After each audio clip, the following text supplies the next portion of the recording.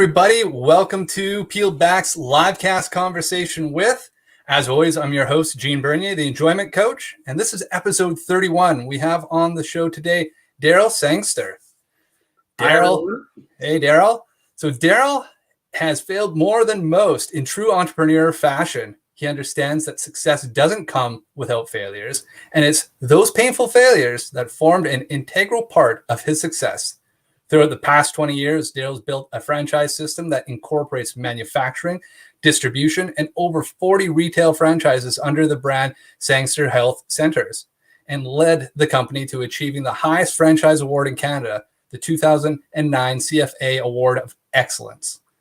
Behind the scenes, Darryl's franchise business model was always fully integrated franchise system, incorporating manufacturing, distribution, leasing, retail, and franchisees. Darryl sold his franchise system in 2017 and now works one-on-one with franchisors, providing assistance and education on franchising and the franchise system optimization to help strengthen and expand franchise systems.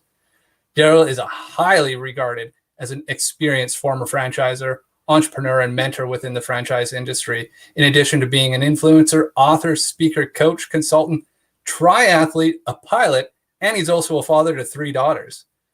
Darryl, thank you so much for being on today. Well, thank you, Gene. Yeah. I tell you, I think out of all those bios, it's always interesting when you write a bio for yourself and then you have to hear it. And it's always interesting. I think by far the biggest achievement on that list is the father to my 3 girls. And I tell you, I think the big man upstairs has something to teach me by giving me daughters. And I know my mother, she told me that.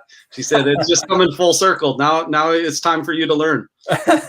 Isn't that how it always goes? I'm a father of 4, and they are some of the best teachers and little mirrors that are out there. Absolutely. So that was a lot of incredible things. I didn't realize you were also a triathlete and a pilot. So you're a man of many skills and talents. Yeah. The triathlons, those were personally, again, it was something that I always wanted to do. So I played around with a few at the beginning, just to get my feet wet. And then it's easy to get hooked because you're not competing to win anything. You're way back in the pack, but you're trying to beat your practice times. You're trying to beat your times from last year, et cetera. Right. So it becomes internally enjoyable. Right. And then, the pilot thing was, that was a birthday gift. And I was hooked the moment I went up for that little half-hour introductory flight or whatever they had me sold right then and there. They're like, okay, well, do you want to take over controls? And I'm like, yeah, absolutely. Yes, I do. So that one I did want. I had it as a life goal. So at some point in my life, I wanted to become a pilot, and I think I did it for probably about 3 years, quite regularly, and then it's dropped off. But it's an expensive hobby. Especially if you have nowhere to go. So, yeah, flying planes are not cheap. Just filling up my truck is expensive enough. I can imagine what it is like to fill up a plane and lease it and rent it and all those other wonderful things that go along with it. Absolutely. But it's an amazing feeling. It really, really is. To be alone up there in the sky and overlooking everything. It's a different perspective, that's for sure. It's incredible. I've got some friends that were pilots and have been able to go up with them sometimes, and it's a way different experience than when you're in a airliner going somewhere than if it's just out for a little tour. Absolutely, yeah. So let's share with everybody a little bit of your journey. Like, obviously, you've accomplished a lot in your building up your own franchise model and the way that you've gone. So what was the road that took you to there? And then we'll talk about where you're going now with being a mentor and a coach and consultant. Yeah. My story is, my parents were entrepreneurs. So when I was really young, there's a funny story I like to tell. I was about grade 5 or grade 6, and the teacher had us write down what our parents did or what our dads did or something like that. And, all my friends, their dads were normal dads. They were a plumber or a lawyer or electrician or a teacher or whatever. And then I remember trying to write entrepreneur, and because I had to go down and ask Dad, what do you do? Like, what are you? What do you do, Dad? And I know you go to work, but I don't know what are you called? Yeah. And I remember trying to struggle with even spelling entrepreneur. And it's funny because I still mess it up even to. I was about to say, like, if it wasn't for a word check, I would still mess that up. Yeah. So, in I guess in my beginning, it was all I knew. It was, part of my upbringing, from supper table to my life to weekends. I saw my father have multiple businesses. Him and my mother started the Sangster's Health Centers franchise in 1971, I believe, and he ran it as a corporate type business up through the 80s, and then that was when he started to read and learn about franchising and what that meant. And then it was in the late 80s where he started the franchise, and then the 90s really took off for the company, and into the early 2000s. Those were strong growth years. He ended up selling his company in 2004.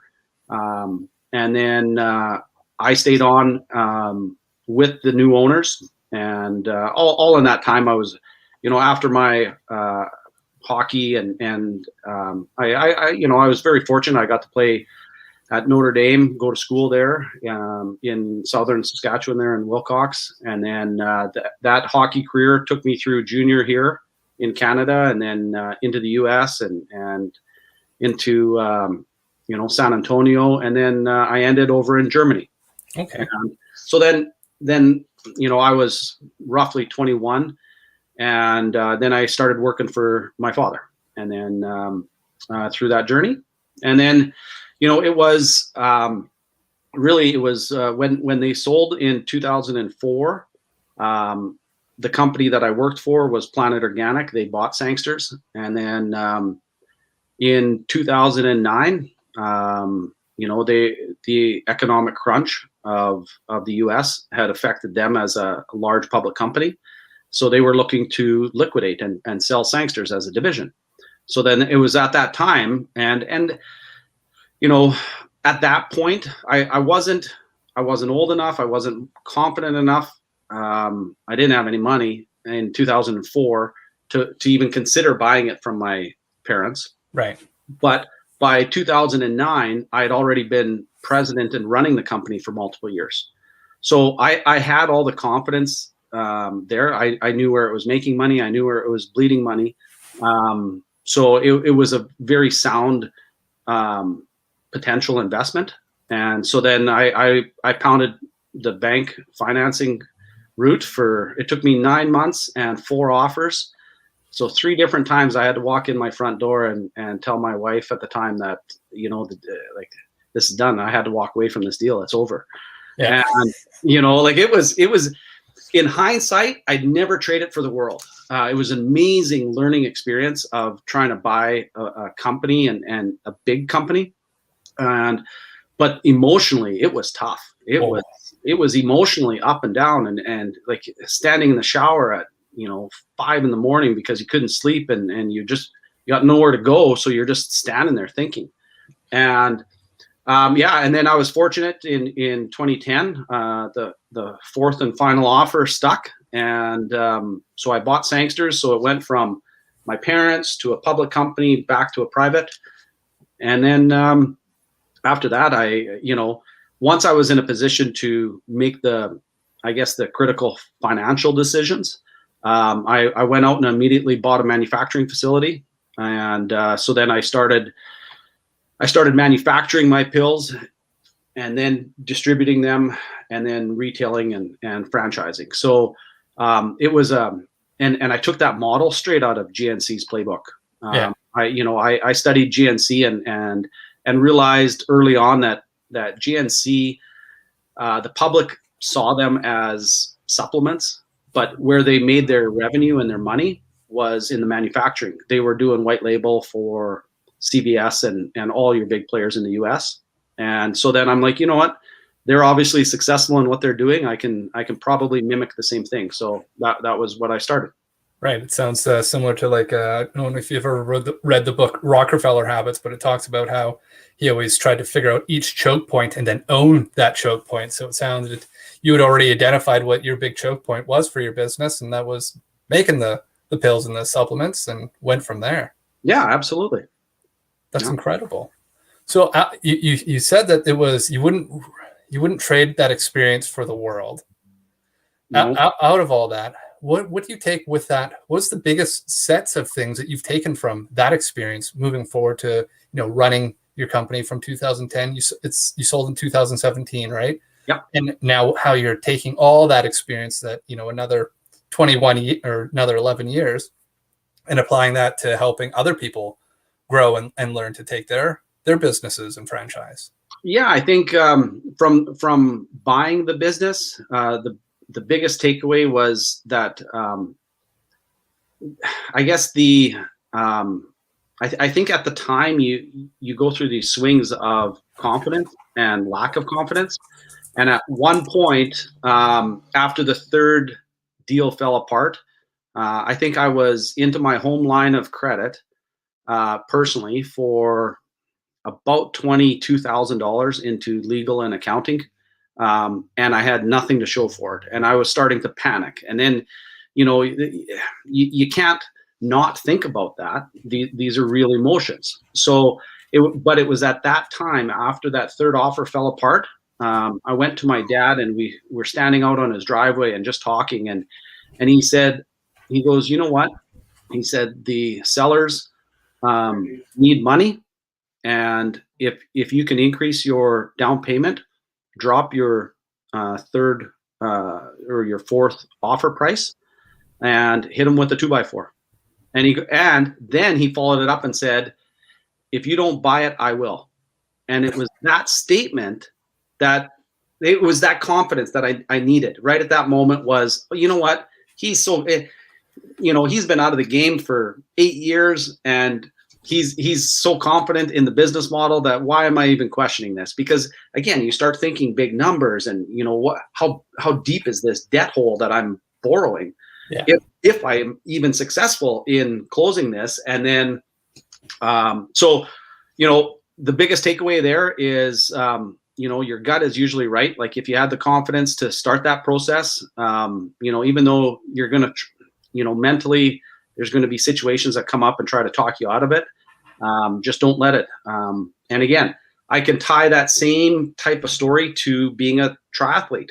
The very first time I'm in the water in a lake in Saskatchewan, and there's hundreds of people around me. The gun goes off. We all start swimming, but in a pool where I'm training, it's calm. You're going up and down and everything. All of a sudden, my very first experience is there's arms, there's people literally swimming over my shoulders and head, and it was just chaotic. And I remember I got 30 seconds in, and I'm thinking to myself as I'm swimming, what am I doing? Should I just quit right now? Like this is ridiculous. I don't know what I just did and why I even started it. But your body, your mental side, whether it's personal or in business, it's going to try to protect you, and that puts that fear and that doubt, and it tries to take the safe route. Just don't do anything. And I realized even on that swim, within a minute, the distance starts to separate. People aren't climbing over you. You get into your rhythm, and it was all fun. And then I found that, but in that first 30 seconds, I was panicking mentally. I'm like, why am I even doing this? I shouldn't be doing this. I'm not cut out for this. I don't even know what's going on. There's people climbing over me. Maybe I should just quit. Like it was all those negative thoughts. And the same happens in business. Yeah, I agree with you there 100%. It's you said it right. It's like your brain is just trying to protect you, right? Because it's just like here for the longest time, you were not a triathlete. Now all of a sudden you're telling your brain, like, we're going to be a triathlete. And it's like, whoa, that's different. Are you sure you want to be a triathlete? Be like, we're already in the middle of the lake. We got to keep swimming at this point. So just keep going, right?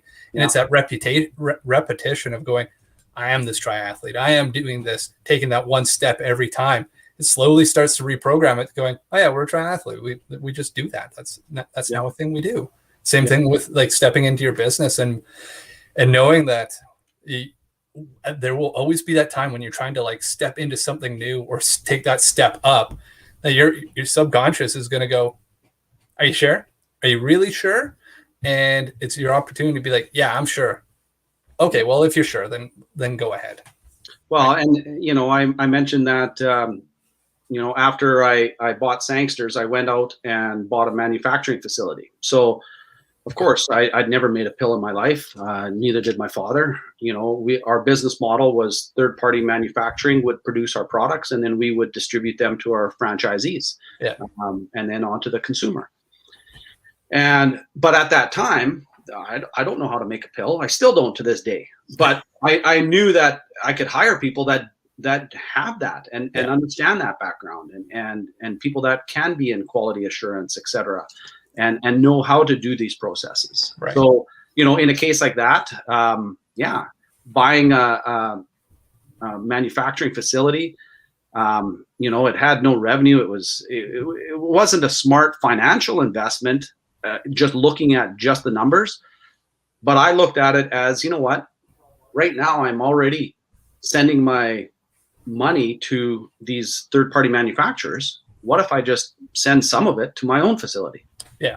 And it's just rerouting. There's my revenue. That's the only piece of the model that was missing that I could see. Right. But again, when, it's easy to look at losses on paper, and it's really hard when you're 9 months in and actually, the money in your bank is actually gone.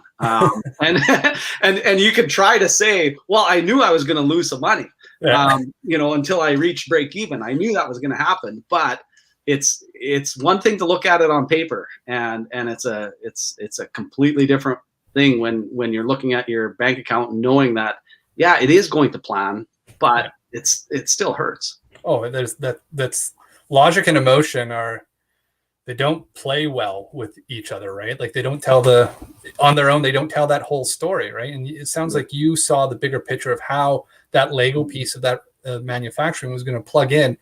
And you always be like, well, we're always probably spending close to the same amount of money buying the pills somewhere else. Now we just put it into our own system. We get this right. We have the opportunity to white label and even make more. This pays for itself. The economies of scale, all that came into play. And that was, again, it was a long term. It wasn't sure at the time, but that's exactly what happened. Once we started to produce, being in the industry, I knew where the pain points were for other business owners like me. Yeah. So, when I couldn't compete against Natural Factors or somebody on their price point because they were running, 70,000 square foot facilities and 60 staff, and I had a 5,000 square foot facility with 4 of us or 6 of us, I couldn't compete on price, but I went to the market and said, you know what, I'll say yes where Natural Factors says no, which was on their quantity. Yeah. So they, Natural Factors could beat me up on price, but I had to buy 2,000 bottles of vitamin C if I wanted Natural Factors to make it.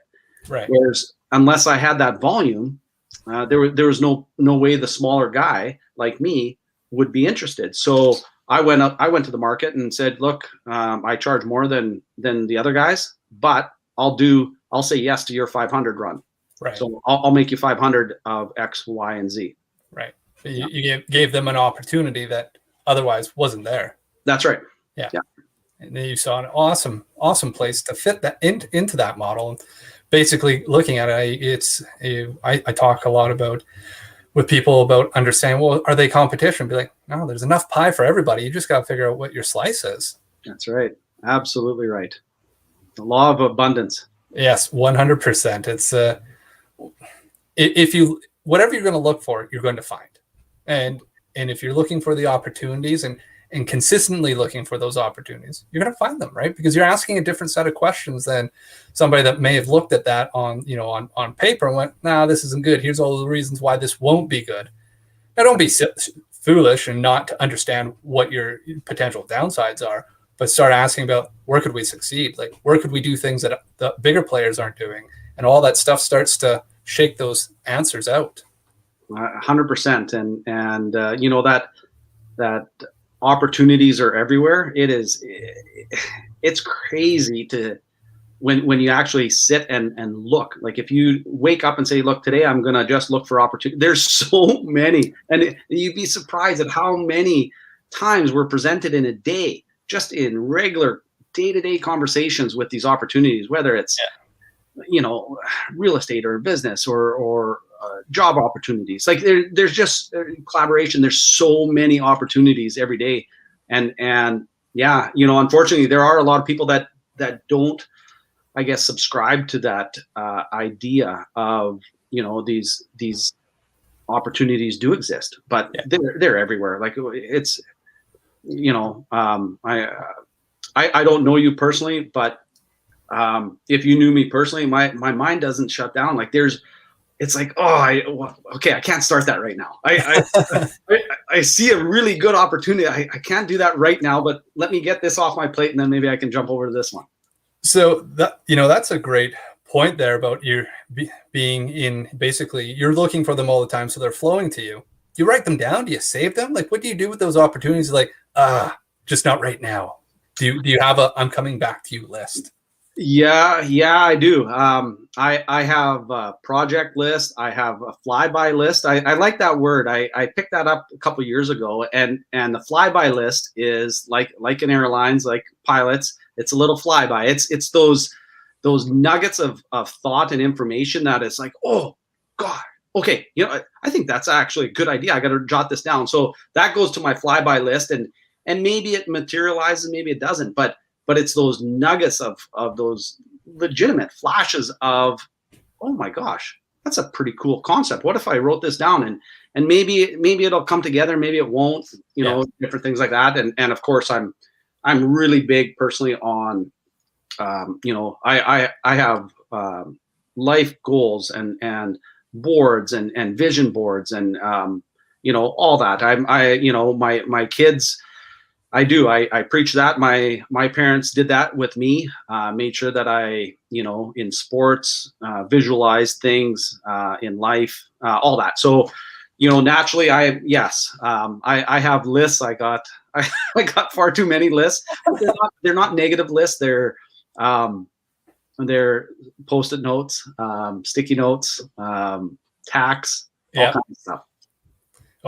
So just outside of my camera here, my wall is filled with sticky notes as I come up with ideas throughout the day. Because I don't know about you, like those brilliance, like those flashes of brilliance where you're like, wow, where did that even come from? You're like, oh, I'll remember that. Like, no, like you either get it out right away or it's gone forever. 100%. And it's like a dream. When, you know, sometimes you can wake up and for those first few minutes after you wake up, you can remember your dreams vividly. Yeah. And 5 or 10 minutes into the morning, they're gone. Yeah. You know, you could try. You could be, oh, I had a really weird dream, but you can't remember those details. They're just gone. You can just remember that feeling. Be like, wow, I was really excited about that. Yeah. What was that again? And be like, well, I guess I got to wait for the next one to come around. Absolutely. So you have vision boards and very big on like visualizing it. So how is that part of your, we'll call it your day-to-day or even your week to week? How does that, you know, so board on a daily basis to set what you're doing, or what's your secret around utilizing that? I have a 10-year plan, always in perpetual motion. So again, you know, I at least have an idea of where I want to be, personally, professionally, financially, health-wise, you know, in, you know, 2032. You know, so I have these year-by-year plans, and I keep updating it every year as life changes. You know, on a daily basis or weekly basis, yeah, I do set a lot of goals, and it is I'm a huge fan of writing things down. Not a big digital fan when it comes to goals. I don't see them materializing the same when I put them in my phone and type them into my notes section, etc. You know, if I write them down, I still believe that old adage of writing it down, seeing it, you know, that kind of stuff. So, you know, those are some of the things.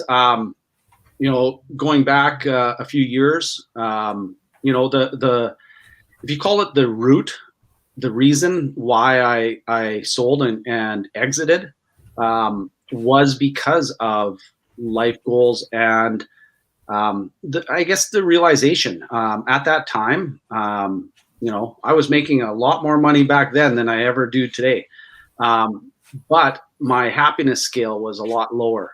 And again, I think these are just life lessons. When I started out, I stuck out my chest and told myself that, you know what, I'm going to do this. I'm going to be 100% owner. I'm not going to take on partners. I'm going to do this all myself. And every business I create, I'm just going to create it myself. And then I don't have anybody else involved. Now, at the time, I, of course, thought that was the right, smart strategy. In hindsight now, I know that having partners is a critical piece to well-being and what I march to that beat today. But back then I didn't. And as the businesses grew and as I built and acquired other businesses, the weight was becoming so big because of, I didn't have that team in place that, of course I had vice presidents and different things running different, but when it comes down to the big decisions, I had multiple businesses and everyone was coming to me for those answers all the time. And I remember in 2016, there were times when I'm like I'm working 16 hours and I can't satisfy everybody. Yeah. And something's got to change. And tomorrow the clock resets and there's going to be another slew of demand for my time. And Darryl, I only need 20 minutes and I only need an hour here, and you got to talk to the banker today here. It was, and I'm still waiting on can we do this? It's a $10,000 piece of equipment. I need your okay. Can we do it? All those things. And what I realized was my so-called balance was off. I was Darryl Sangster, the professional, but that basically summarized who I was. Right. I wasn't rude to my friends, but I realized that I wasn't a good friend anymore. I wasn't the one texting buddies and saying, "Hey, let's go out for golf." I would go out if I got the invite, but I wasn't, I guess if you, I wasn't participating. I wasn't trying to be a good friend. And it was, that and personal health and a bunch of those balance wheel items, romance, love, all these different aspects of life outside of just professional success. That I realized that my wheel was way off. And at that time, I knew I couldn't quit. So my only option to kind of reset my life was to sell. And so I made that decision in 2016 and I started selling off buildings. I started, I put feelers out in the industry to sell the business. It wasn't easy. It wasn't one person just buying everything and it, it was sold off in chunks. I sold a Saskatchewan building. I sold a BC building, to different people. I sold businesses. I sold a franchise to one company and I sold the manufacturing to another, but the point was by the end of 2017, I was out and then 2018 started and I was going, what am I going to do now? Well, when you talk about the wheel of life there, so I think you've obviously done probably some of those exercises before, but it sounds like you had really like ones everywhere, but you're professional. So your wheel's just bouncing and bouncing. So you sold everything off.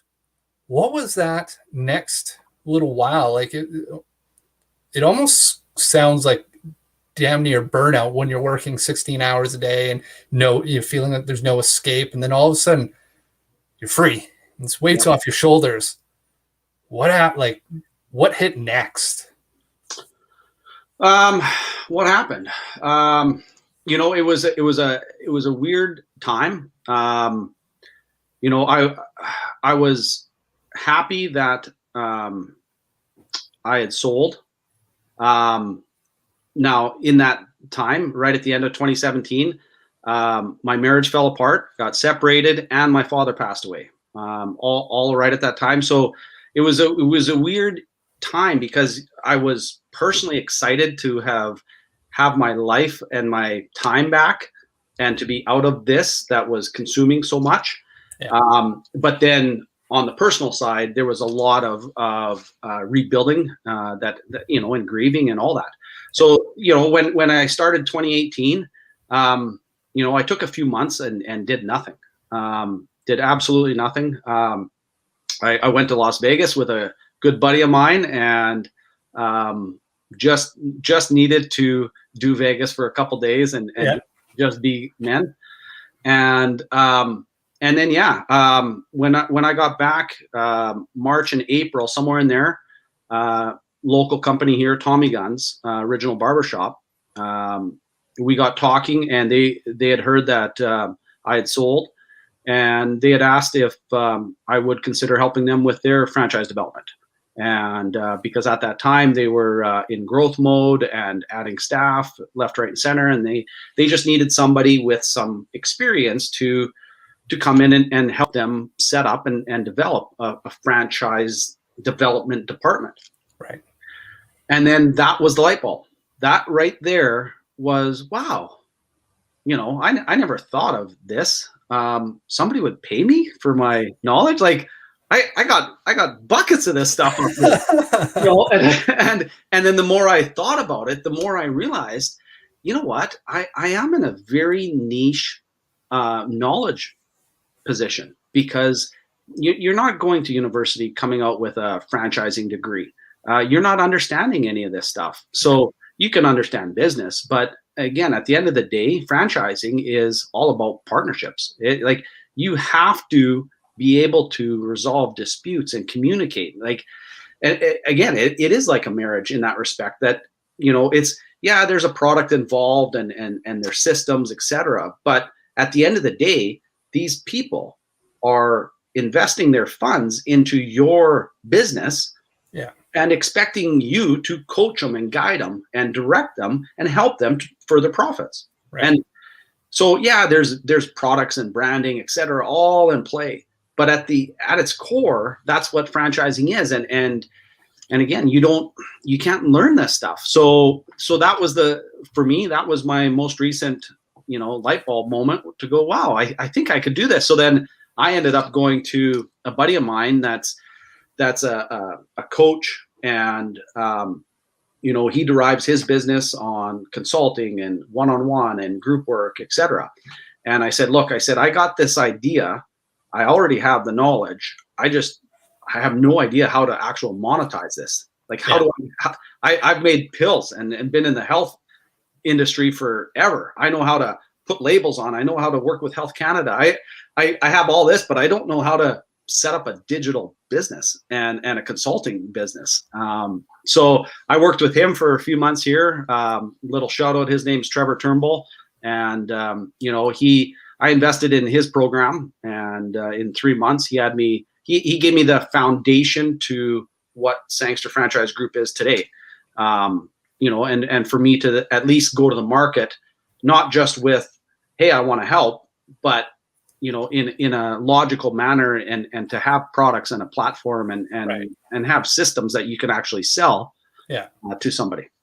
No, and it is a big shift when you go from like being in it and working it, all of a sudden you're like, oh, people will pay me for my knowledge.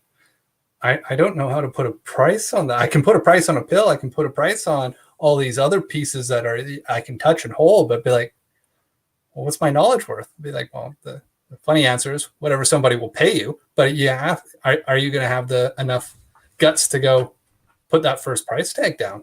Yeah. What was that like when you finally put that first price tag down on your knowledge?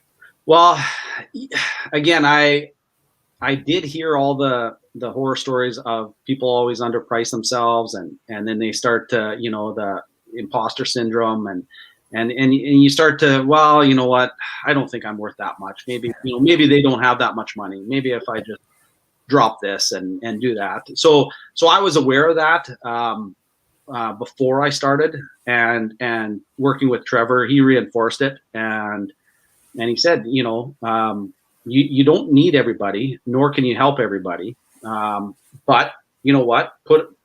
You got some really good knowledge to share, and people will pay that. Not everybody, but there are people. So put it out there, and again, you are only one person. So I sense now I'm, I don't know, about 6 to 8 weeks away from launching a digital course to scale, but also to satisfy the clients that I've spoke to that aren't in a financial position to afford me. Right. So it's one thing to have that price tag and to know your worth. And like you say, when I went to the market at the beginning and you're nervous and then the first client says, yeah, I'll pay you that. Yeah. Oh, wow. Maybe I should up my rates. but the point is, I have since then been on a lot of phone calls, and my heart goes out to the younger, not in age, but in status, franchisee or franchisor who might be 1 or 2 units or 4 units in, and they don't have the liquid cash flow to afford me yet. Yeah. So then that's led to, okay, you know what? I got to come up with a product that is still available to that type of client. Maybe it doesn't involve the one-on-one with Darryl, but it'll at least give them all the foundation like Trevor's program did to me. Right. Get them started so that they get the taste and everything else. I hear this and I'm just like, wow, this is Darryl's way of finding a way to produce 500 pills when everyone else will only do 2,000. That's right. Like, yeah. Because again, like at the end of the day, my cup, my personal professional cup, gets filled by helping. I know that much about me. So then when I get to work with a client like Skedaddle or a client like Sandler or or even Tommy Guns, like these helping people build is fulfilling to me, and I know it's not permanent work, and that's not my business model, but it is to go in and fix something and take some of this knowledge, some of my mistakes, some of the things that I've done wrong, and said, whoa, don't, I did this, I tried that, don't do that. It's like the robot warning, Will Robinson, danger, be like, stop. That's right. Yeah. And so and of course, so because I'm personally motivated and fulfilled in helping and coaching and teaching, and again, it's, people will ask me, what do you do? And on my marketing and the website and stuff, we termed myself the franchise wolf, and which is a reflection of Mr. Wolf in Pulp Fiction. Yeah. And because again, he's just simply the fixer. And again, so I'm not a consultant, I'm not a mentor, I'm not a teacher, I'm not a coach. I'm a little bit of all of them depending on your unique situation. Because sometimes, you need your tires pumped up. Maybe again, you're dealing with people. So maybe they're not in a positive place and they just need that little bit of light. So now all of a sudden you're putting on your coach hat, which is more about rah, get you excited, go, get out there. But then other times it's, it's time to be a mentor or a teacher. Let's just roll up my sleeves. I'll show you how to get this done. We'll do the first 1 or 2. And that's, so when I work with clients, that's what it is. And, it's, like I said, it's extremely fulfilling to me. Yeah, that's awesome. And it's, as you talk about that, it's with your type of experience, it would be so hard to be into some of those places if you're just like truly wearing a coach hat. Be like, oh, I can't jump in there. Be like, hey, can I actually jump in and help you with this? Because we can fix this in 5 minutes versus you taking a year. If you're good, let's go, right? And that's like, there is a lot of value. And I love that idea of being the fixer, right? I think there's got to be a new type of term for what happens with the knowledge workers that are coming out now, like yourself, that have all this experience, that can still want to get a little bit in the trenches, but can also prop you up, can also do some strategy with you. Like there's all these different components to what's really delivered. And it's not one of those hats, but it's all of those hats at the right time. That's exactly it. Yeah. And again, franchising is that. Like, it's like, again, I posted something a week ago, and it blew up just because it was so blatantly bold. And I said something to the effect of, if you think getting into franchising is just your quick fix, you couldn't be further from the truth. Like, I do get a lot of people going, "Oh, I have a great idea. I think I can franchise this." And again, they have no idea that what is franchising. And yeah, there's systems, and yeah, it's a good idea. But at the end of the day, you have to be able to make 40 people profitable, 60 people profitable, 100 people profitable. And if you can't do that, you don't have a franchise. You can have a cool idea or a great burger, but if you can't make other people profitable, you don't have a franchise. Yeah. That's really good. I think I saw that was the one you posted on LinkedIn when I was working on your write-up. There was a comment in there about this isn't a get rich quick scheme. That's right. It's not right. It's business. It's still business at the end of the day. And like, for anybody that's watching, business is not get rich quick. Like, that doesn't happen. Yeah. It's patience, and it's persistence, and it's consistency. You show up and you do the things, and you be open to learning, finding your curiosity, working with great people like Darryl to help you get a little bit ahead faster. But it's still, you're what, 3 years into this new journey? You spent 17 in the other one. Like, none of that equates to being quick. You can make it fun, you can make it enjoyable, but quick, I don't know. Like, maybe stick around and enjoy it a little bit, get something out of it. Well, that's exactly it. And again, as I mentioned, my father passed, and it was sudden. He was 63 years old, not sick, no warning, just gone. And then, but again, those realities, they sink in, and it's like, you know what? If I'm not having fun every day doing whatever it is I'm doing and enjoying this journey, yes, I have to work because I need bread, and I need milk, and I need food on the table. I need a roof over my head. So yeah, I got to figure that out. But again, I don't have to trade all my time for buckets of money and nothing to do with it. Exactly. And, for me, that was a big realization I had to come to terms with, because in my 30s, I really did think I was on the right path, which was, I'm just going to buy another thing. I'm going to build something else. I'm going to create something. And it's highly addicting to that adrenaline rush of entrepreneurship, of creating something from nothing. And it is exciting, and it's something to be extremely proud of. And I am, but yet the trade-off was the amount of work and pressure and how that changed. I'm like, you know what, this isn't it. And I was on a Clubhouse conversation just 2 or 3 days ago, and another guy said very, very similar story to what I just described. Yeah. And again, so, it made me feel good that, I'm not the only one out there that runs into this. And, in my 30s, I thought, having the big house, having all the toys, having the money to go on these vacations, having all this was what I was supposed to do. And that was what I thought life was. And then it wasn't until my 40s where it's like, there's got to be something more to this, because, it's boring. It's not motivating anymore. So yeah, it's the fast lane ticket to an early grave, really, at the end of the day. Like, you're going to work, you're going to keep being a human doing and only focus on one area of that life. Like, all those others suffer. Your mental, your physical, and relationships and everything else takes a big toll. And, and now you're on the other side of it, very, a great spot, and continuing to build and finding that enjoy the journey. I love it. That's one of my hashtags I always use. It's about enjoying the journey, right? It's 100%. Life is too short, but it's also way too long if you don't. Yeah, absolutely. And again, in Kelowna here, I've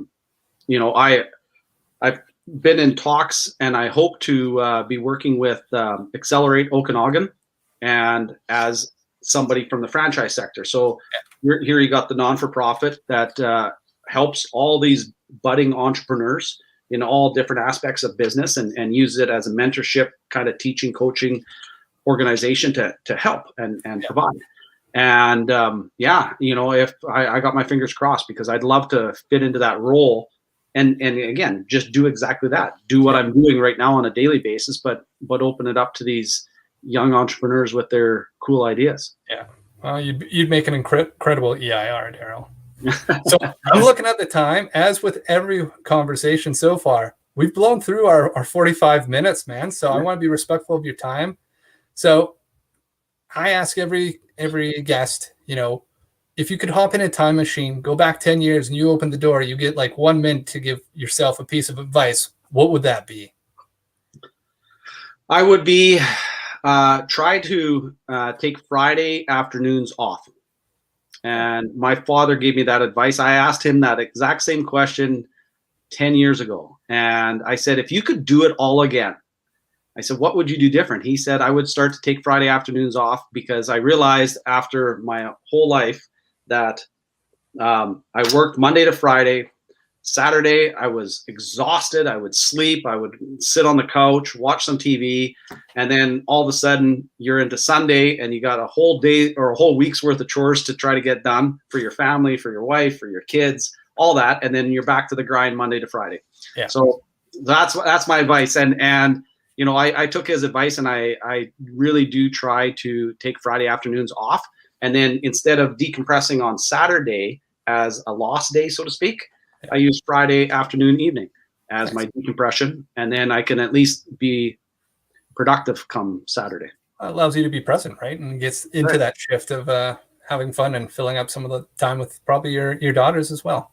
Well, exactly. And I don't know if you saw on my story here this last week, I went gold panning for gold in Kelowna here on Saturday. And that was fun. It was a lot of fun. But again, it allows you to kind of just completely push work aside and just be human for a day. Oh yeah. I always see people. Were you down on the creek? On Mission Creek there? Yeah, I always see people down there when I'm biking. So that's very cool, man. Yeah. Well, good for you. Good on you. And Darryl, again, thank you so much for all the gems you dropped today. There was a lot of good information shared here, so I really appreciate your time. So you're welcome, Gene. And again, thank you so much for inviting me here. And I'm glad I could, hopefully your viewers got some nuggets of information, and I'm excited to share it all. Perfect. Well, thank you. And everybody, this is LiveCast Conversation with Darryl Sangster. This was episode 31. This is Gene signing off. And remember to find one thing every day to push yourself towards your goals. We'll talk to you all next Wednesday.